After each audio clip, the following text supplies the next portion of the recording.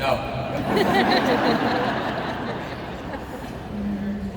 Boy, so I usually don't have to use the mic, but I keep forgetting 45,000 people go to it. I like that, 45,000. Joe, did you ever see this come? Never. I mean, not even 1% of it. So, when I was thinking about this morning, I think one of the things that just blows our mind is, the idea that 2014, 5 years, no, I can't look at myself up there, it's distracting. But like in 2008, 2009, I mean, up until, stop. This is fun. This is my life. I can never stay focused. That's what they're all here for. Yeah. They are cheering this behavior on, which is a very bad thing. Like the more cheering, the more the monkey plays the cymbals. But no, not even close. And the thing that I think about the most when I think about this is I remember the 4 or 5 years before we did the show, all that stuff, when the housing crisis hit and things were so hard for us. For 4 or 5 years, every Friday, we were literally going from Friday to Friday saying we didn't make it. And now when I think of this, I think back to those hard times, and I'm thankful we never quit. I'm thankful that we kept pressing through, but even in those hard times, just the value of what we learned in that is something I would never want to do. I would never want to do it again, but I would never not want that. I think that the hard is what really makes us appreciate this. What, even before Fixer Upper and what launched into where we are now, when you opened your first Magnolia Market store, what was the impetus for that? What got you guys into starting a small business together and going down that road in the first place? Joe is like a big giant chicken. So the impetus was me saying, why aren't you? She would write in these journals about these businesses theoretically that she would like to open one day. And my family, it's like we came from totally different backgrounds. My family, yes, please help me. I know. Well, Brock said, are you going to wear your hat? And I said, no, I want to look really sharp. You have had hair. I forgot that I hadn't showered in a few days. How this is going to shake out. But all that to say, so I came from this family to where it was like, pick yourself up by your bootstraps. If you fall down, get back up. She came from this family to where like everything was bubble taped and everything was child locked and protected. And so Joe would write down these ideas about businesses, and I found this journal and I was like, what are you doing with all this stuff? And she said, well, they're just dreams I had. Hypothetically, I might be interested in doing them one day. And I was like, hey, pick one of these and let's go do it, like tomorrow. And so what I realized about Joe and her family essentially is they would do things called a business plan and prepare for businesses that they were going to do at some point in the future. Whereas like the Gaines clan, we started businesses, and then after they failed miserably, we would evaluate what happened and what we could have done. So it's this total difference of opinion. But Joe, I would say in her cautiousness, really appreciated me sort of pushing her out of the nest. And it didn't take long, because I mean, it's sort of like, I joke now, it's like I've created a monster. It's like she looks at these big, enormous, monstrous things, and I'm just like, we cannot do that. There's no way we can do it. She's like, well, what? Are you a chicken, or are you a man, or a mouse? So we have evolved a lot in our relationship. I've become the more conservative one, and she's the crazy lunatic trying to talk us into everything that we can get our hands on. How do you decide what you're going to do? I mean, you guys have so much going on. You have so many different spokes to this overall brand. But I have to imagine that you are strategic about that and selective about that. So how do you evaluate the opportunities in front of you? We joke in 2003 when we got married, that's actually when we started the little shop on Bosque and Magnolia.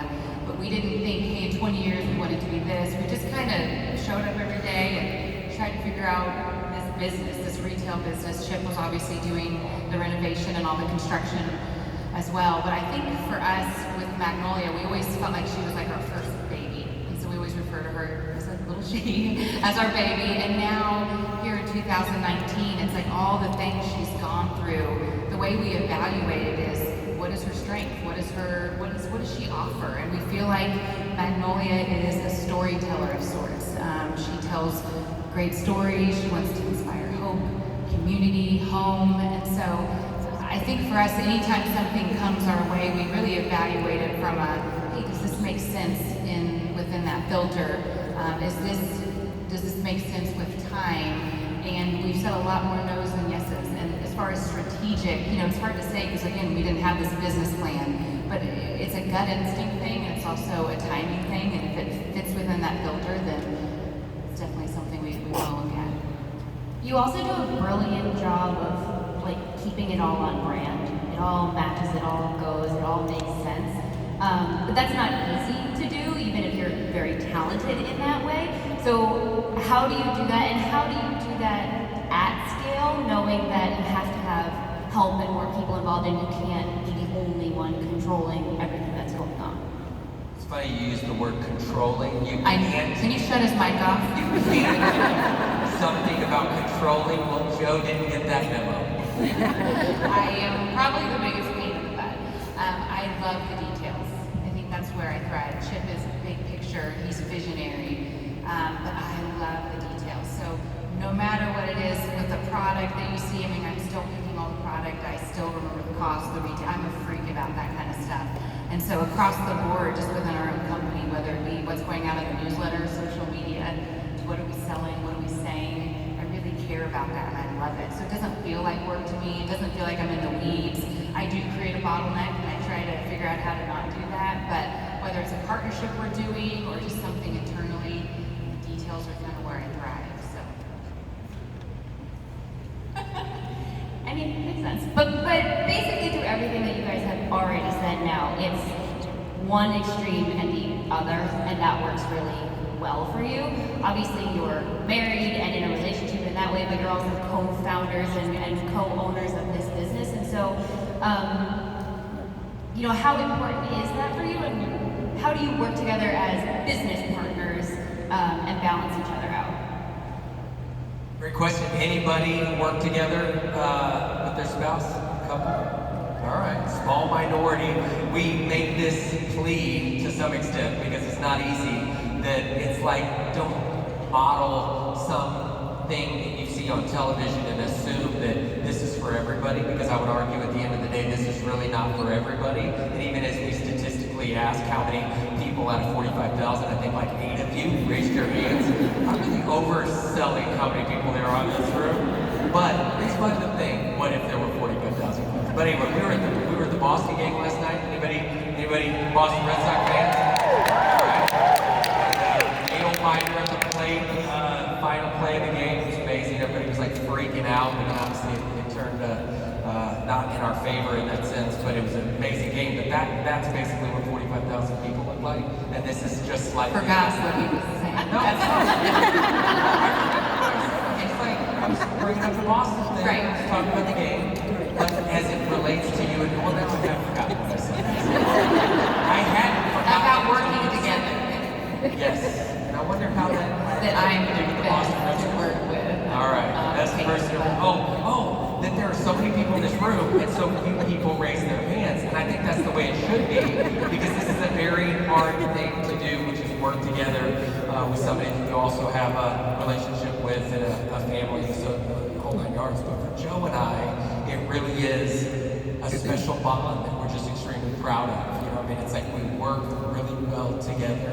We're this odd yin and yang, obviously with the whole adage that opposites attract. That obviously doesn't go across the board for everybody, but for Joe and I, it really was this powerful chemistry that happened. Early in our marriage, we enjoyed spending time together. We enjoyed working together. We enjoyed taking on challenges together. And I would argue that at the end of the day, we learned early, we've been married a little over 16 years, that we're a lot stronger, we're a lot more powerful when we're pulling together as opposed to fighting against one another or pulling against each other. And so it's just like Joe and I make decisions together, and when we make a decision, we pull in that direction, almost win, lose, or draw, and we're a powerful force when we operate like that. So I would say, the secret ingredient to Joe and I's marriage. All right. Well, thank y'all for coming. It's been a pleasure. Thank you.